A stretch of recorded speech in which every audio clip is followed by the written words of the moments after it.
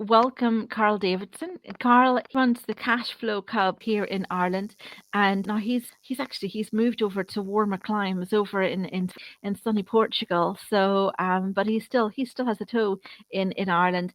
So it's lovely to speak to Karl. Karl is a great advocate of precious metals, tangible assets, and so he's going to talk to us about personal sovereignty. He's a financial educator, but with his connection with Robert Kiyosaki and the Cash Flow Club, he sort of teaches people using the game, Cash Flow Club game,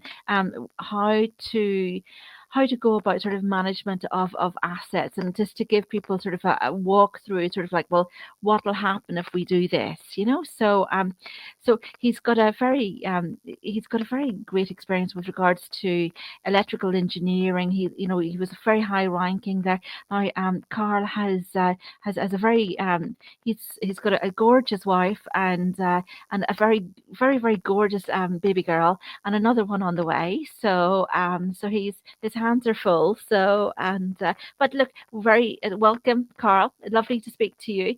Um, what else? How else would you like to describe yourself Oh, or Josie, introduce thank you yourself? so much for that lovely introduction. I really appreciate that, and I'm delighted to be on the show today.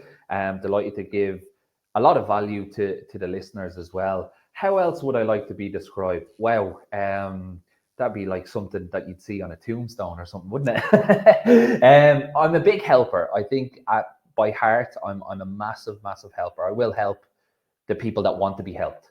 But also, I don't like the victim mentality.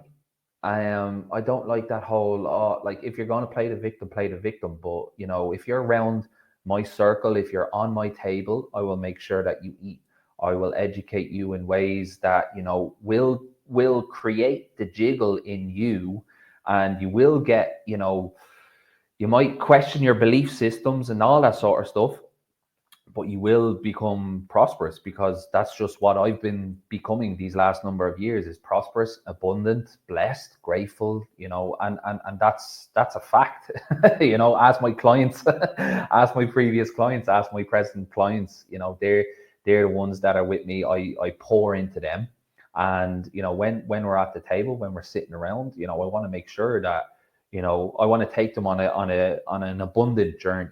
If they're with me for 4 weeks, 6 weeks, 8 weeks, whatever length of course that they choose, I want them to, go from where they are and where they want to be. And if they don't get there, at least they'll have the tools equipped with them to be like, okay, I can do this. So helper at heart. That's what I do. That's what with the Cashflow Club Ireland. We started that. It was actually my wife Brona who started that. um, she started it. Well, we both started it, but she came up with the idea to have a cash flow club in Ireland, because there's so many across the world, and there was one or two people in Ireland doing it at the time, but we just said, all right, let's just be Cash Flow Club Ireland, and it's grown from strength to strength, predominantly on Facebook, on a Facebook group. But we do have Instagram, we do have TikTok, we do have LinkedIn as well. And it's just incredible, because you see people that jump into the group, and they just get involved, they ask questions, and then there's people that sit back, they take it all in, they have the popcorn, but they're applying the action as well. They're applying the knowledge, and they're creating action in their lives, and it brings them more. And there's so much networking as well. I know people in there that have 6, 7, 8 figures net worth in there. Now, look, I understand people can get triggered by money and all that sort of stuff, but if they're there, then who you surround yourself with is who you become. So yeah, it's great to be on the show. It's great to be giving value to the people. That's what I love doing, and yeah, appreciate it, Josie. No, it's lovely to have you. So, look, we're talking about personal sovereignty. We Yeah. had we were sort of having conversations with the likes of James Tunney, and it's a theme that comes up. I mean, people are kind of taking themselves on with regards to legally sort of trying to achieve sovereignty. Even I mean, people are taking to they're looking at places like they're actually sort of thinking about relocating, like you've done. I mean, people are looking at places that aren't so bogged down with government structure. Sort of even the likes of Liberland, which is not too far away from you, where again it's a sort of anarcho-capitalist. So that's another step on down the road for some people. It's an interesting. I think there is actually a Liberland group in Ireland just that sort of support the development of that particular new country. So back to personal sovereignty, what about sort of the financial side of the whole thing? I think we're kind of what we're sort of hearing from lots of different people, the likes of say sort of Jim Willie or Jeff from Dollar Vigilante. And basically, what they're kind of saying is cash is trash. I mean, the what we're hearing is from the inside is that the euro is pretty much fairly it's on very rocky ground at the moment. There's the BRICS, which is the it's the Russian, Brazilian. It's the new currency, which is basically it's taken over from sort of the dollar for for the means of exchange. Where a lot of the Arab countries, I think the whole of the Pacific Rim, have turned to BRICS now. So, basically it means that our dollar is our euro is increasingly more vulnerable because it's not being traded in any Yeah, way. So I suppose it absolutely. gives us opportunity, sort of like, where do we go to? Because I think some people will be thinking, well, is it wise to be having sort of our euros in banks whenever there's Yeah. such a threat of a bank bail-in, which is a bank bail-in is where the banks become insolvent, and They keep rather their money. than so what happens in the bank bail-in? This happened in 1930s America. Is if you have money on deposit, basically that will all be just seized by the bank, and then the bank might supply you with an IOU note, so you Yeah. might get some pennies on the dollar back, and it may take many many years, many decades, for that to materialize. So, what are your thoughts about this, Carl? Yeah, I mean, like if we take it back a step and we kind of educate people on, okay, the BRICS and the world reserve currency, like what even is that, right? So August 15th, 1971, the dollar came, or sorry, the Richard Nixon took the dollar off the gold standard.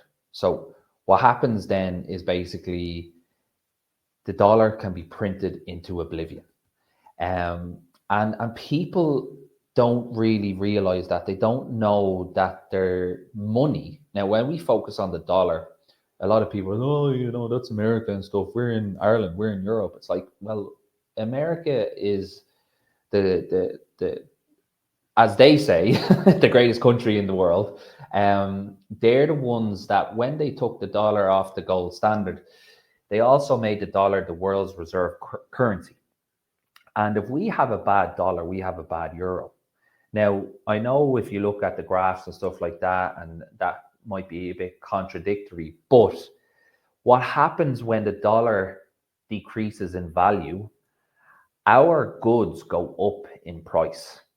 And there's a difference between value and price, right? So that's what you have to kind of step back into history, because what you need to do is you have to learn history. And there's a famous quote out there: if you do not study history, you're doomed to repeat it.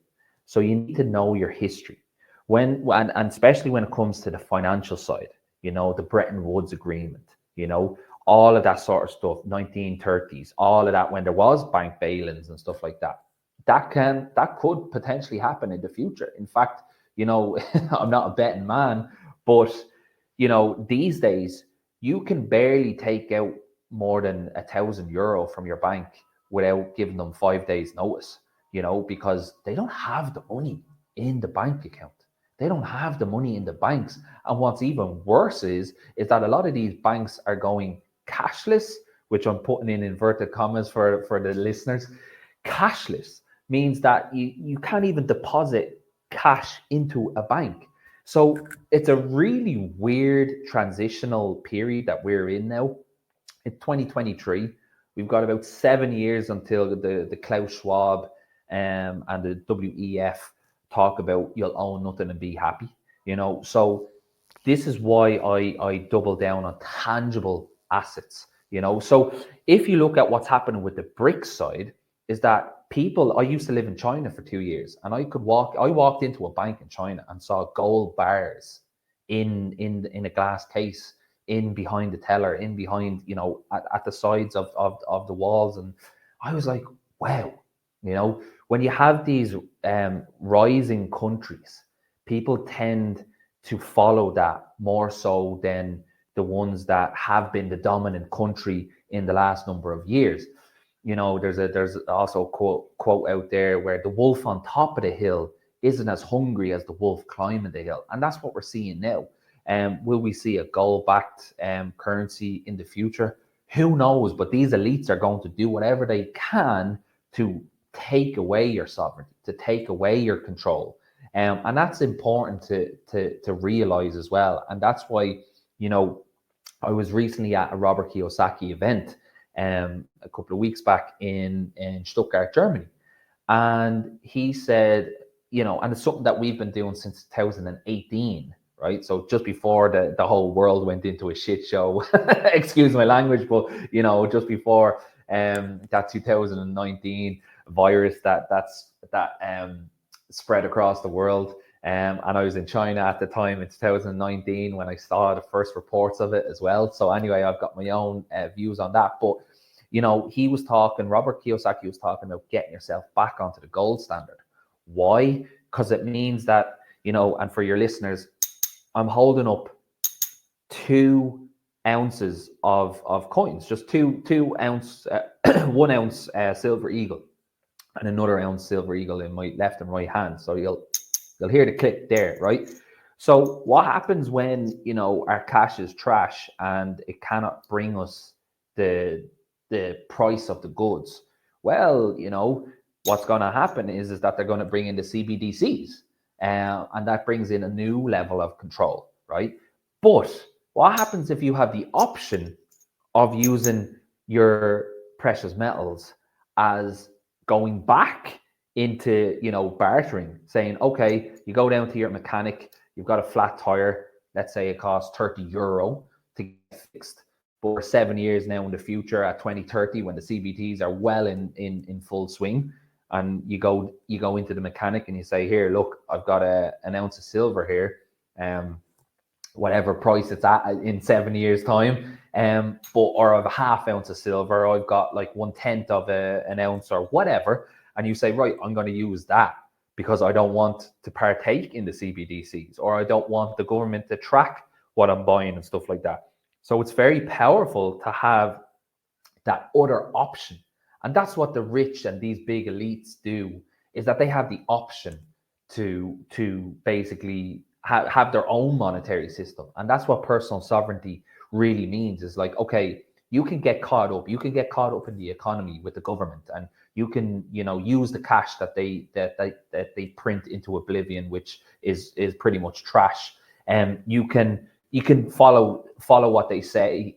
You can do as you're told, and look, that's fine for the majority of people. But the minority of people are like, do you know what? No, actually, I'm going to create my own economy within the economy. That's important. That's what you have to do. Whatever happens outside is just all BS. It's all a mirage. It's all a fugazi, as Matthew McConaughey says in the Wolf of Wall Street. It's all just noise and distraction, to dumb you down, to keep you controlled, and to do what you are going to be told to do. Case in point, the last couple of years, go out and protect yourself and all this sort of stuff. I won't get too much into it, but I think we all know, and the listeners know what I'm talking about here as well. So it is important to get yourself as much assets as possible. You've got, like I keep saying this in our Facebook group, you've got 7 years. You've got 7 years to get as much assets as possible. Because in the next 7 years they'll bring in the CBDs. They're already talking about it. They're already bringing it into fruition as well. Like, they're trialing it in countries as well. So anyway, I went off on one there, Josie. No, you're 100% right.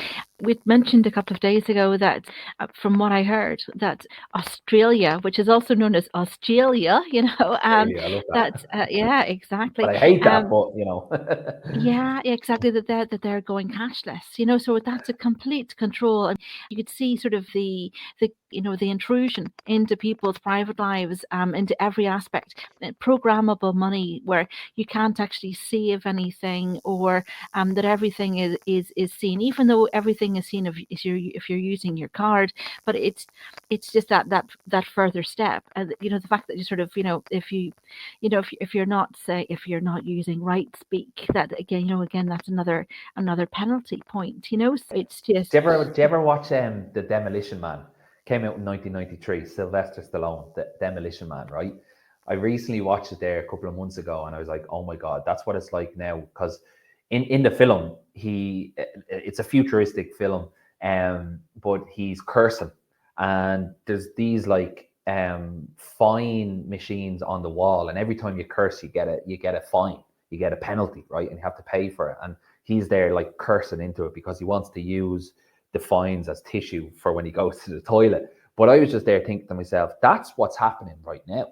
If you speak against the mainstream media, you're going to end up like Russell Brand. You're going to end up like Andrew Tate. You're going to end up like all of these things. You're gonna like take like they have the control to shut you down. Like Nigel Farage, like not a big fan of him, but a while ago his banks got like cut down, and I was just like, what the hell? Like they got seized because he came out and spoke out about things and stuff like that. And it's like these people now have the power to shut you down and shut you up, yeah, and it's it's really it can be a canceling. scary.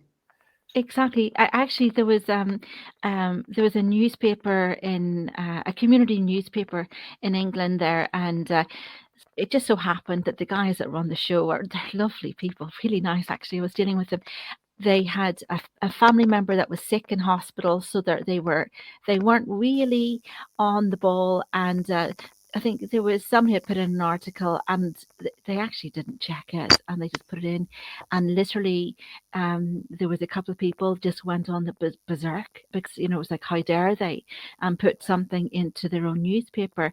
So they were trying to get people to literally cancel subscriptions to them, and all kinds of things. And they're nicest people, even trying to shut down, they even shut down their website.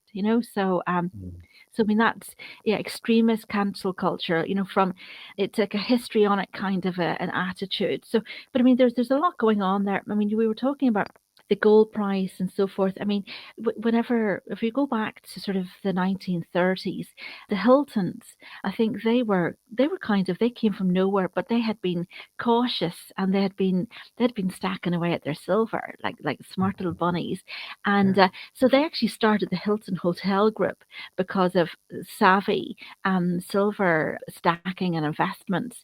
Now, from what I hear, I have an astrologer that's going to be joining us in the next couple of weeks. Basically, from what I'm hearing, he's been looking at the charts. There's a couple of guys, and they've been looking at the charts, and they're saying that there's every likelihood that the euro is going to go down.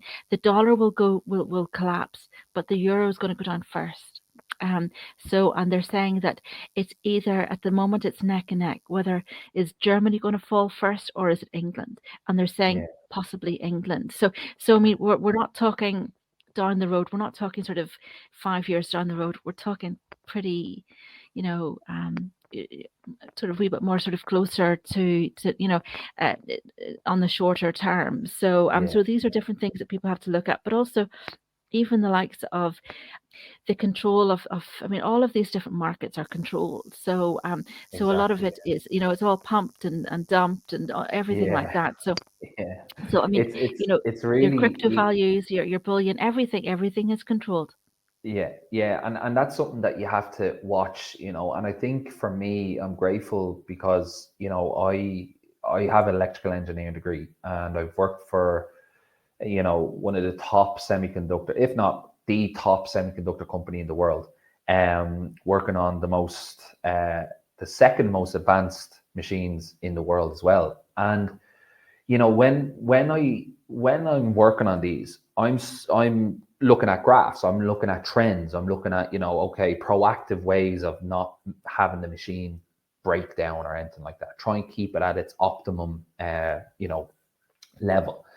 What I did was I just applied that kind of mindset into the financial side, and I started looking at countries, and I started looking at, okay, I want to look at where their GDP is. I want to look at where, like, they're saying that they're in a technical recession. Okay, well, what's a technical recession? Okay, no growth in 2 quarters, blah, blah, blah, right? So when I start looking at these and I start looking at the big hitters around Europe, I'm like, okay, a strong Europe is a strong Germany, right?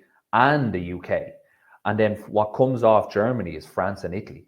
And then you have Spain. And then you have Portugal as well to the side. But like the Netherlands are up there as well. They're quite a good country in terms of, their output and stuff. But also, they're quite small country.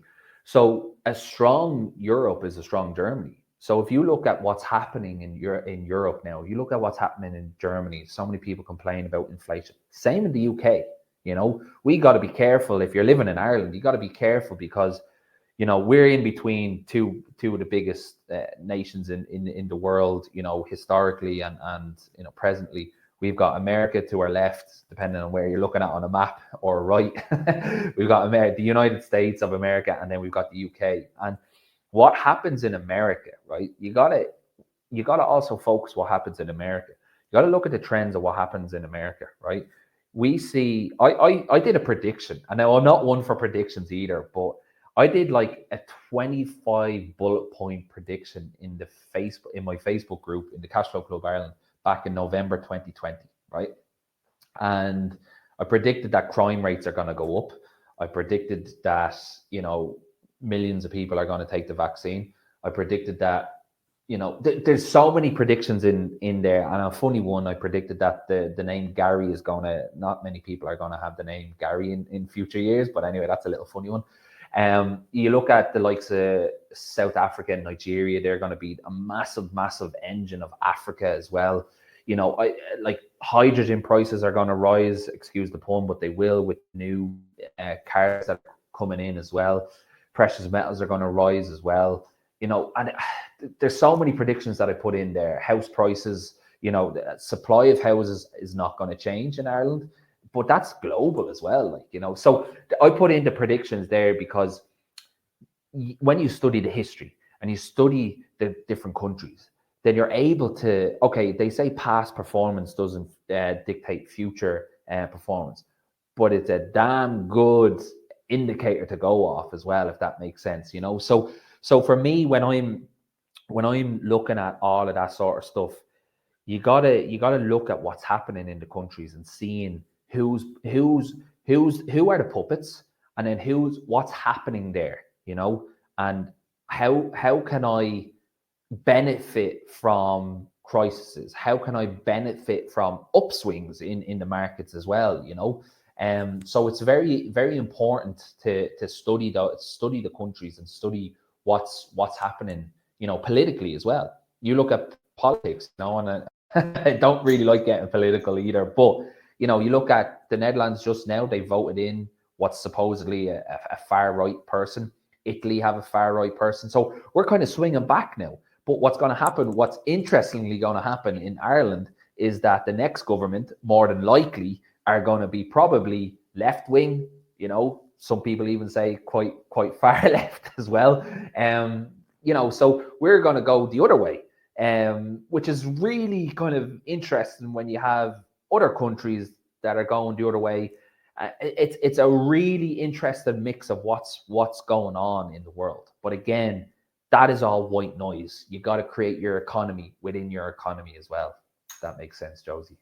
Yeah, well, it's completely changing the polarities. I mean, people were talking about far right and all the rest of it. I mean, but having said that, far right, today is the label that's been given, branded by the far left to Exactly. people that would have been known to as being on the liberal side of Yes. conservative, Yeah. so I Yeah. mean, so it's I think the thing is that I think those that we'll have to sort of look at again at all of those labels, Yeah. so Exactly. because it's a lot of those are again, um they're being promoted to promote a certain agenda, so 100%. and 100%. it and I think it's sort of, and words are words are spells, so that's the Yes. thing is they're trying to, and if they try and sort of brand the people and certain thing, then it gives them justification for acting in a certain way, like I mean, you can sort of see the was it we're not allowed to,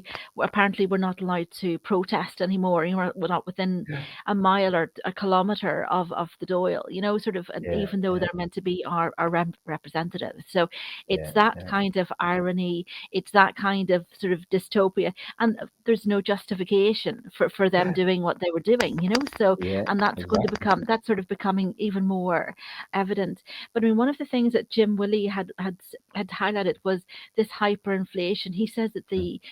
the currencies are going to hyperinflate out of existence, Yeah. specifically sort of the dollar. So I mean, he'd mentioned he'd been talking about what happens in sort of in the sort of 1920s sort of Germany, whenever sort of the Deutschmark was sort of going down, that literally people were going with like a wheelbarrow full of Yeah. cash to go and buy a stick of butter, and Yeah. they were going in to get the butter, and people were coming, leaving the cash and taking the wheelbarrow because it had more value, so Exactly. so Exactly. that's the craziness. So I mean, Yeah. again, that's the thing for the rest of us, is sort of to basically prepare, to get all the bits and pieces, and the likes of sort of seeds, and sort of start growing our own and having that independence, because I don't think we have any food safety anyways, so That's the so thing, it gives like, people a lot more sort of confidence. yeah, and that's the thing. A lot of people, during the whole, couple of years ago, when all the viruses, all that blah blah blah stuff, when that slowed down a lot of people, and it made people really think and go, oh, actually, do you know what? I kind of need to get back to growing, my own stuff. I kind of need to get back to, a little bit more sovereignty. I need to get back to, not being depending on, the Aldi and the little shop to be open and queuing up and, 2 meters away from people and all this sort of stuff, and it kind of gave people that, like, oh, actually, I can do that. I can actually do it in my back garden if I have one. I could do that in my back garden, and I could grow a little bit and, have it there, so, and just, touching on the hyperinflation as well, it's like every fiat currency goes to zero. So that's historically a fact. It's an absolute fact. Look at the Irish pound. Look at the Irish punt. They It's exactly zero. generally have a lifespan of about 120 years.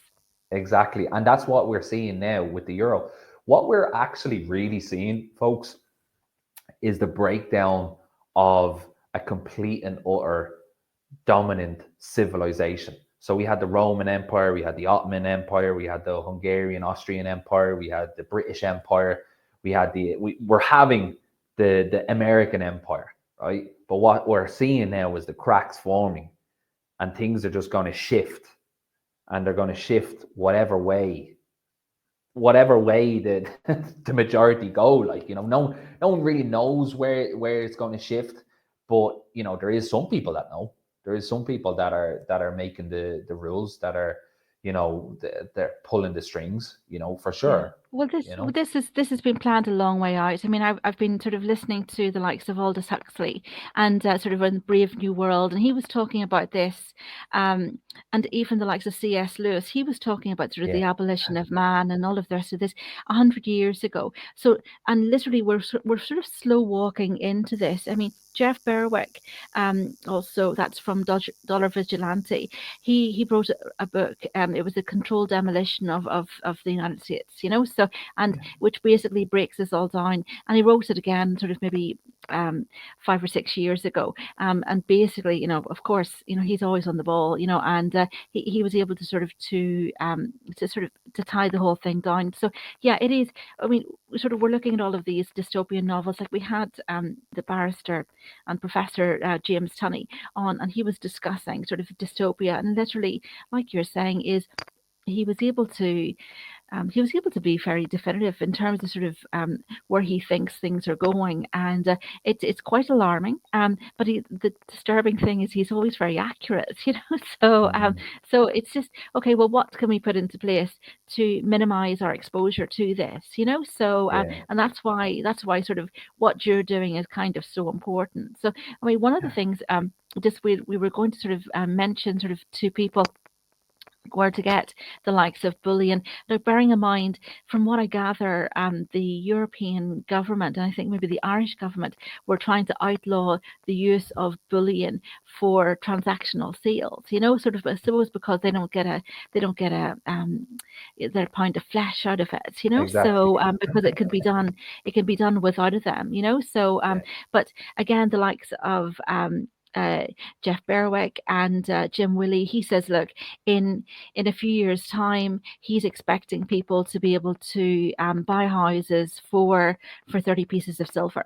So that's why it's good to have these things. So even if you're on a very, very marginal kind of a financial situation, there's places like if you're based in Ireland, I mean, there's bullion places over in England too, but you can pick up a coin at the moment, like a silver coin, for like €30, and you can Yeah. get that sent out to you, or you can pop into Dublin and pick it up, and literally just maybe once every fortnight or whatever you can do, and just at least then you have that little bit of cushion Exactly. there, I was, because I was, yeah, sorry, go ahead there, Josie. yeah. So no, they've got silver in there, and they're also bringing on, there's a local company. Now, it's not using local silver, or it's not using local gold, because I know those are very contentious issues. A guy called would be very friendly with Tara Coins, and Yeah. they're bringing out a 0.1 ounce gold coin, which is about €200 per coin at the moment. Sort of again from Gold Bank and from Goldcore. So again, do you know what? It's just whenever you can, just get one and just put it to one side, or maybe if you can get sort of you can save up and get a tube, and Yeah. but it's just something just to be putting to one side, and then do you know what, then you have it, because whenever you're saying €30, the likes of Jim Willie is saying, well, it's feasible that €30 coin in 6 months or in a year's time could be worth €600 a coin. So, Absolutely. it could be very valuable, and more so. So again, just whatever you can manage, just a little bit of a saving, and then have a little sort of savings box, um, Yeah. and just for your own safety. So. There's so many points there that I'm gonna talk a little bit about it. And you mentioned there about getting yourself some bullion, and absolutely, like, I do not save in cash. I do not like, let me repeat that. I do not save in cash. If you are saving in cash, you are losing. They are reporting, and when I say they, I mean the government. They're reporting that inflation is coming down and it's in around 7%, right? Let's say, let's just say 7%. I think the last time I checked, it was around 7-8%, right? When they are reporting inflation, they leave out the cost price of food and energy because it's so volatile. And I'm like, I do not know anybody on the planet that can live without food or energy being oil, gas, all that sort of stuff. And I'm like, so if you want to know the true inflation, try and like go back. Oh, if you keep your receipts from your Aldi's, your Tesco's, whatever, try and go back and see how, or even now, you'll know like the price of milk, the price of bread, the price of fuel.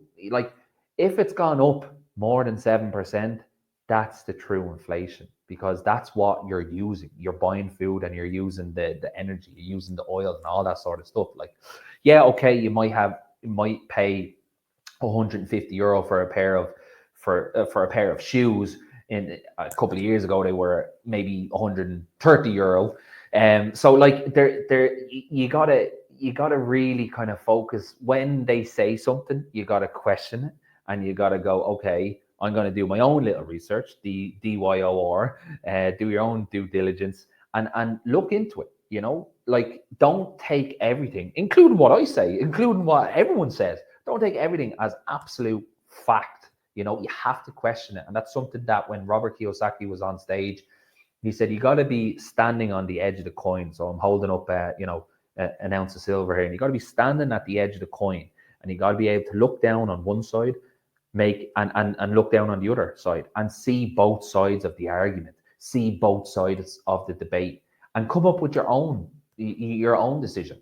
And whatever that belief is, back it up with, oh, this is why, this is it. And like, look, if people don't agree with you, that's fine. You're not going to be everyone's cup of tea. Otherwise, you'd be a mug. So, and touching back on getting yourself silver and gold, like, definitely, it's I actually, we had a cash flow event there a couple of months ago in Ireland.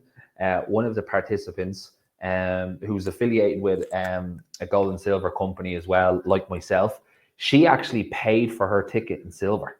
So she actually paid, like, I think it was like an ounce of silver. It was about €30 for the ticket. She paid at the time, I think it was about €30 for an ounce of silver. She paid for her ticket with silver, and I was like, lovely, happy days. I'm going to give you a few predictions here as well. And again, with predictions, take them with a pinch of salt, folks. There's so many people throwing out so many predictions about crypto and all this, and it's going to go up and blah blah blah. And, but with gold and silver, right? Here's the thing: there's two wars happening okay, I don't really count Israel and Palestine in the Europe zone, if that makes sense. They're more the Middle East.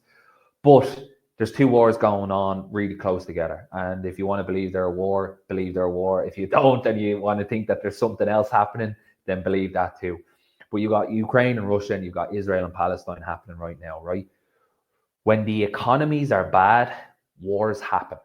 And what happens is, when wars happen, the price of gold and silver start to rise, right? And also, one of the things that Robert Kiyosaki was mentioning at the event was the price. Now, look, again, take the predictions with a pinch of salt, folks. The price of an ounce of silver over the next 2 years, he's predicting it to go up to €900 or $900. And the price of gold over the next 2 years to go up to 15K. But then on the Sunday, he did say that it was $100 for an ounce of silver. So I don't know which one it is. Either way, with all that's going on, will the prices, again, this is not financial advice, but will the price of assets go up? Absolutely. Will the prices of tangible assets go up? Absolutely. So, and that's very important. And that's why, if you're going to save in fiat currency, if you're going to save in just your normal €20, €100, €50 notes, just think of this logically, right, folks? Not emotionally, just think of it logically, right?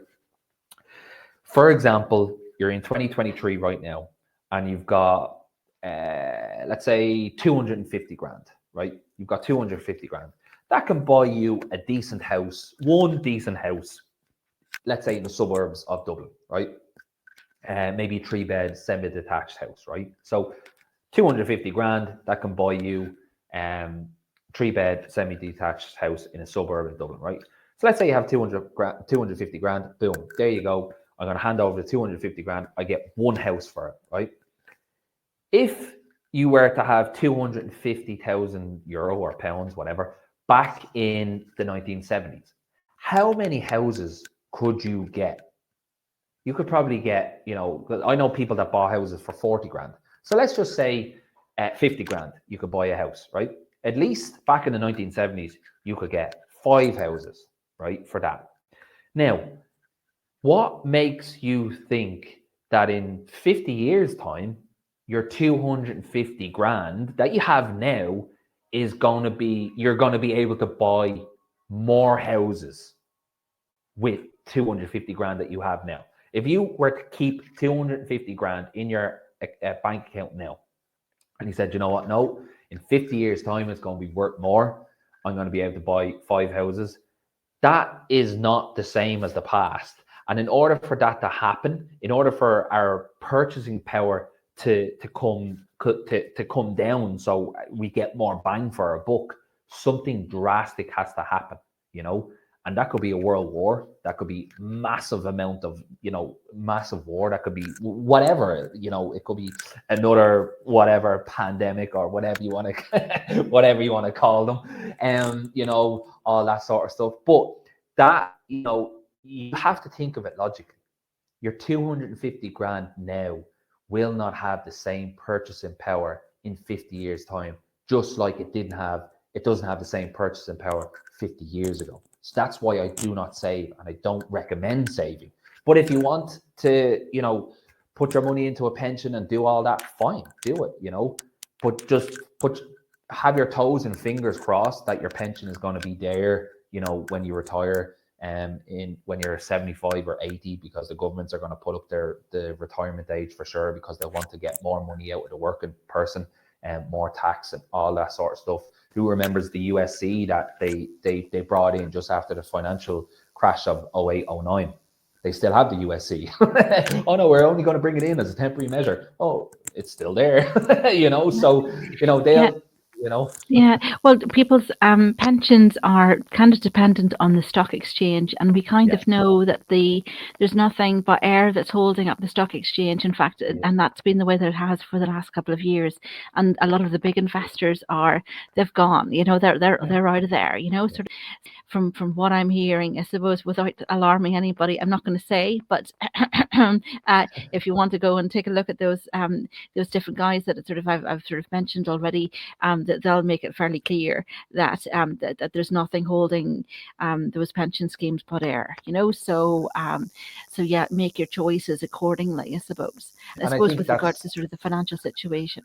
Yeah, and I think that's so important. It's so important to listen to the likes of your channel as well, Josie, like, because you're giving out the good content. You're giving out, the options for people to, it's like the what the saying says, you can bring the horse to water, but you can't make the horse drink it. Like, people can choose to listen to the channel, and they can take whatever bits that they want from it. But there's a lot of value here, and people need to tune into that, and they need to listen to it. And they need to look up those people that, including myself, like, because there's one or two of them people that I haven't heard. So I'm like, okay, I need to go and research them. I need to go and listen to them, because I think it's very important to never ever dismiss information, and that's the height of ignorance. If you come across any sort of information and you go, no, that's a load of BS and all, you got to look into it. You got to say, actually, do you know what? No, I want to look into it. You can't. You have to be able to take the information that you get and question it. And that's something that I learned as a master practitioner at neuro-linguistic programming. Like, the information that I received through all my whole life, I had to question that information. I had to question how true it was to me, how true it was to other people, and that's very important as well, So yeah, I'm definitely going to be going over some of the people that you've mentioned as well, and hopefully the listeners do too. Oh, they're an absolute treat. I think, and actually, both of them are just lovely, sort of humanitarian kind of people. Jim Willie is great first thing in the morning. If you're feeling a bit groggy, I'll tell you, he kind of blows away the cobwebs. Just on your sort of take a horse to water, heard an interesting take on that. Or you can take a human to knowledge, but you can't make it think. So Wow, I love that. yeah. Love that. And look, I actually was talking to a guy yesterday, and he does a lot of Gabor Mate work, compassion inquiry. So it's all kind of healing and all that sort of stuff. And he was talking like programming. That's what it was. You were talking about give the person the knowledge, but you can't make them think. And we were talking about the programming that we get, and a lot of our programming is from the schooling system. all the way up through, like, and it's like, that's why people just can't think for themselves anymore. People just take the information that they're fed through from the mainstream media, from the broadcasters of Ireland, and they just take it as the Bible. And it's like, wow, like, are you not going to even question? Like, would you not even just like look into it a little bit more and just see, like, I'm not saying that they're not right, but like, delve into it, like, and people, no, no, no, it's right, and I'm like, okay, fair enough, like, but I'm not doing what they're saying, you know. Exactly. Just on that, because there's a great example. We were talking about Acapulco and the Category 5 storm that nobody has heard about. It's not been on any radio. It was a sort of a tornado or hurricane that came in, and it sort of, its landfall was Max Egan's house. No, there's no such thing as coincidence. So, but they were basically, they had to go in with chainsaws and break their way in. Literally, all of the communications were down. A lot of people had lost their houses, and but the anarchists, the capital anarchists, had gone in to basically make sure people had food and water, and they're helping to building houses. But they had they run education, like with Dollar Vigilante. They have a thing out at the moment called Game Changers, and it's teaching people how to think, like what you're talking. And specifically, Nice. they're Love it. looking at kids, and they do all homeschooling and unschooling and all of these fabulous places. But was it one of they have a lot of pet projects that they fund, and one of them is there's a local orphanage which is right at the beach where the landfall was, and the kids had helped in the building of their own orphanage, sort of Wow. literally. I mean, these kids are taught, they're taught how to fish, they're taught how to do all of these fabulous things.